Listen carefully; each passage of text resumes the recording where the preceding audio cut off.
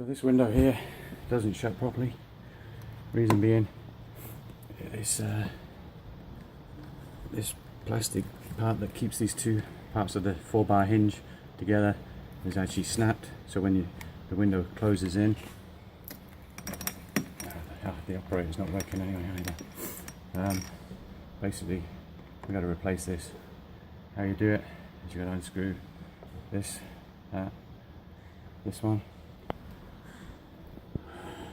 unscrew all these at the top while still holding the window with a suction cup to take the whole window in. It's not an easy task. We're going to replace it with this. This has got a metal part that holds the two together, so hopefully that's going to make all the difference.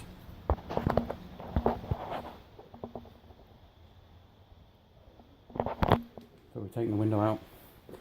You can see 4-bar hinge is still in place, and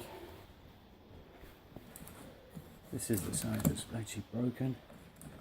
We're just going to, all these screws will come loose, that's possibly why it, see all these screws away. Here we got the 4-bar replaced, top and bottom. Window now, I didn't show you it before, but now the window shuts